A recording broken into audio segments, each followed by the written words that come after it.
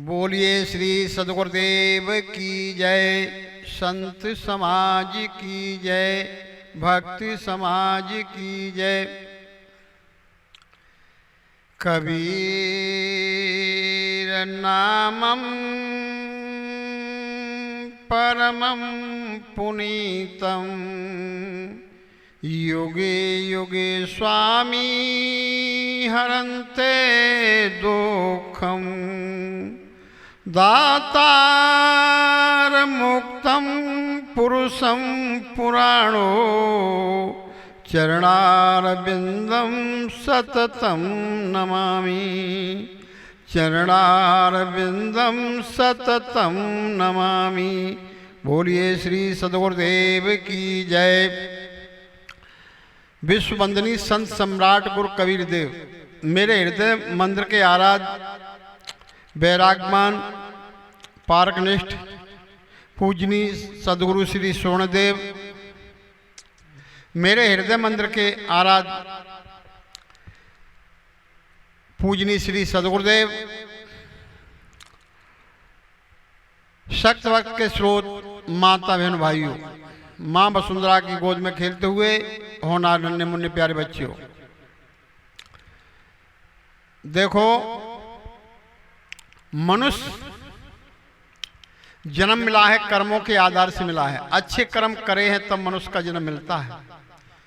तो मनुष्य का जन्म मिला है अच्छे कर्म से, तो अच्छे ही कर्म करना चाहिए। लेकिन मनुष्य संसार में आकर के माया के लपेटे भूल जाता है। संगत छाड़ करे सरारा, संगत उसने छोड़ दी। कौन सी?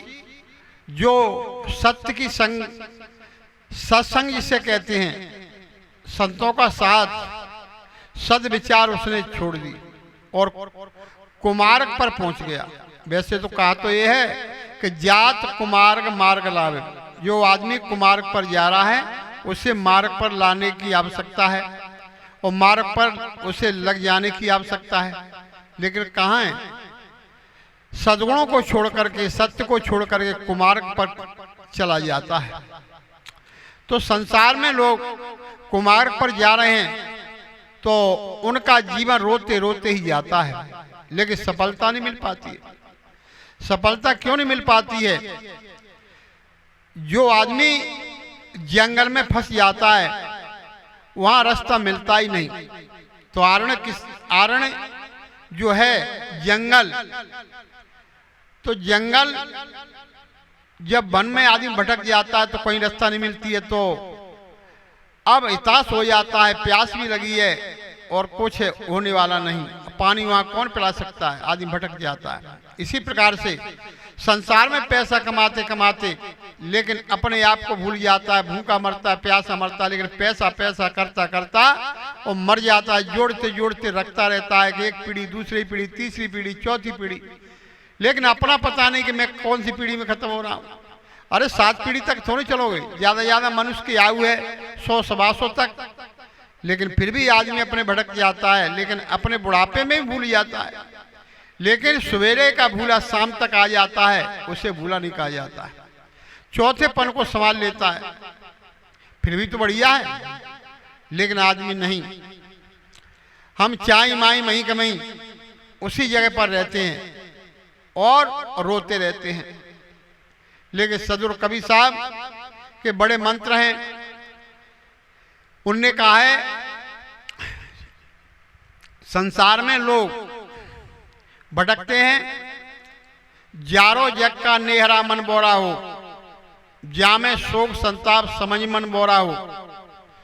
ये हम नेहरा कहते हैं नेह को, अपने नेह को जला दो, लेकिन अपने नेह को हम खत्म नहीं कर पाते हैं। और नेह कहते हैं नजदीक, बाहर दूर वाला कोई नहीं आपको संसार में भटका सकता है। ये नेह नजदीक लोग होते हैं वो ही भटकाते हैं। कौन है?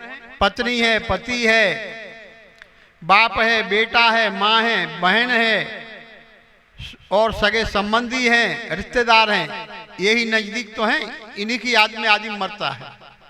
लेकिन ध्यान रखो, जिसका काम पूरा हो जाता है वो आदमी पीछे मुड़ के नहीं देखता है, अपना दाव खेल के चला जाता है। फिर तुम रोते हो और कहते हो कि बताओ मैंने तो ये समझा कि मेरा है और मेरे ही आदमी ने धोखा दिया।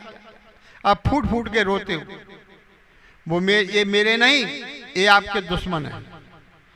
पहले का कर्ज व्यवहार है, वो लेने देने के लिए आते हैं। कर्ज जिसका पूरा अदा हो जाता है वो व्यक्ति फिर मुड़ के नहीं देखता है, अपने अपने दाव सभी घालते हैं। तो हम अपने के खातिर ही मरते हैं। बाहर रास्ता चल रही, सड़क पर रास्ता चला जा रहा, लेकिन कोई व्यक्ति नहीं आपको मार सकता है। जो तुम्हारे खास हैं वो ही मारेंगे। तो हम संसार में आसक्ति में भटकते हुए चले जाते हैं। लेकिन ध्यान रखो कि संसार में जो व्यक्ति है वो व्यक्ति संसार में रहते हुए और संसार को समझ ले कि संसार क्या है, मैं क्या हूं, लेकिन संसार को नहीं समझ पाता है। इसी प्रकार से वो लोग पूरे जीवन भर और इसमें सड़ते रहते हैं, मरते रहते हैं। ये संसार की आसक्ति बड़ी कचोटती है। लेकिन ध्यान रखो संसार में तुम्हारे सिवाय तुम्हारे जो घट में बैठा हुआ है उससे बढ़कर संसार में कोई नहीं, वो ही आप हैं। लेकिन आप अपने आप को भूल जाते हो। भूल क्यों जाते हो? कारण क्या है कि संगत हमने नहीं करी। अच्छी संगत करते तो हम आगे कदम बढ़ाते रहते, लेकिन अच्छी संगत नहीं कर पाई, इसलिए हम पीछे रह गए। तो पीछे आदमी जो रहता है, जैसे समझो कि कोई आदमी बस में जा रहा है और सबसे पीछे बैठा हुआ है। जब पीछे बैठा हुआ है, बस चल रही है और एक आदमी आगे बैठे और कुछ बीच में बैठे हुए हैं, तो झटका लगता है। तो किसको ज्यादा झटका लगता है, आगे वाले पीछे वाले को? बताओ सही, किसको? पीछे वाले को। तो पीछे वाले को झटका लगता है। इसी प्रकार से आप पीछे बैठेंगे तो झटका लगेगा। झटका का अर्थ होता है त्राह त्राह करना, और बुरी भांत रोता है आदमी, तो समझ लो भयंकर दुख है। तो पीछे बैठे थे, लेकिन आगे बैठते आगे का अर्थ होता है ड्राइवर के पास बैठना। ड्राइवर कहते हैं चेतन जीव को। चेतन जीव के पास आपकी सुरती लक्ष्य रहेगी तो आप समझो को नजदीक बैठे झटका आपको नहीं लगेगा। तो हम इस बात को नहीं समझ पाते हैं।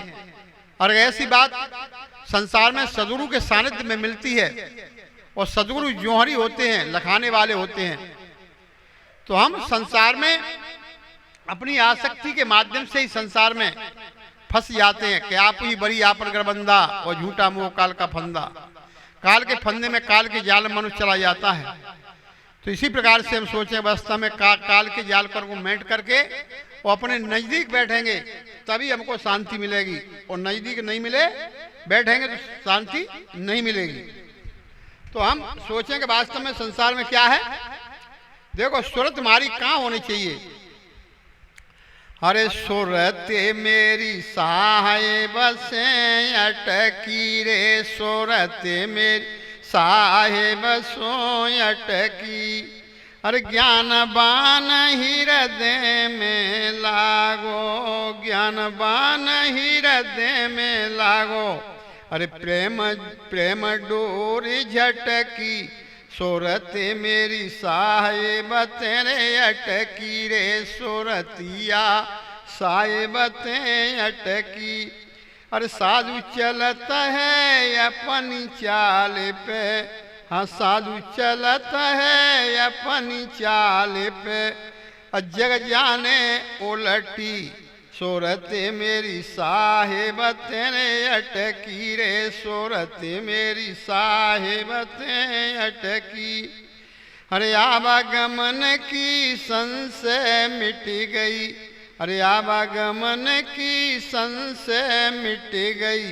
अरे रोल बुझिए तन की, सूरत मेरी साहेब ते अटकी रे, सूरत मेरी साहेब ते अटकी।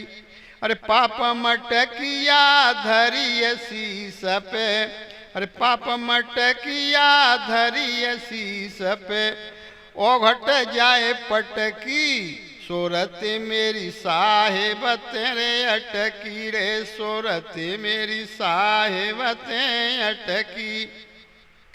मटकी फूटी सतगुरु मिल गए मटकी फूटी सतगुरु मिल गए तब हृदय जाए खटकी सूरतिया साहेब तेरे अटकी रे सूरत मेरी साहेब तेरे अटकी। गगन महल में सेज पिया की गगन महल में सेज पिया की वहाँ मूरत परखी सूरत मेरी साहेब तेरे अटकी रे सूरत मेरी साहेब तेरे अटकी। कहीं कबीर सुनो भाई साधो कहीं कबीर सुनो भाई साधो अरे बूंद पर रस की सूरत मेरी साहेब तेरे अटकी रे सूरत मेरी साहेब तेरे अटकी। तो इसी प्रकार से वास्तव में सूरत होना चाहिए तो अपने ड्राइवर के पास सूरत होनी चाहिए। लेकिन ड्राइवर जब गाड़ी चलाता है तो चलाते वो अपनी सूरत को भूल जाता है अपने हैंडल को भूल जाता है तो धड़ाक सीधे आदमी पटक जाता है और गाड़ी भी गड्ढे में चली जाती है। इसी प्रकार से हमारी गाड़ी क्या है शरीर रूपी गाड़ी है तो शरीर रूपी गाड़ी को बड़े सावधानी के अनुसार चलाना चाहिए। और गाड़ी अगर हमारी सूरत लक्ष्य आपकी हट जाती है तो अब तो समझ लो गाड़ी जैसे वो गाड़ी चली जाएगी बस है मोटरसाइकिल है कार है जीप कार है तो ये गाड़ी भी हमारी लक्ष्य हटने पर एक्सीडेंट हो जाता है। इसी प्रकार से हमारी ये संसार सागर में जो गाड़ी हमारी ये चल रही है कौन सी ये शरीर रूपी गाड़ी। तो शरीर रूपी गाड़ी का जो हैंडल ड्राइवर आपके अंदर बैठा हुआ है और सूरत लक्ष्य अपने हैंडल पर होना चाहिए। अगर जैसे वो ड्राइवर चूक गया धड़ाक से इसी प्रकार से अगर चूक गए तो संसार के गड्ढे में चले जाएंगे वहाँ कोई बचाने वाला नहीं तो त्राय त्राय होती रहेगी लेकिन उपराम होने वाले नहीं।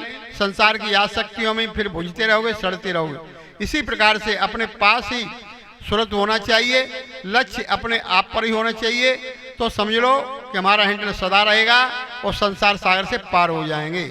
इन्हीं वाणी पर विराम। प्रेम से बोलिए श्री सद्गुरुदेव की जय।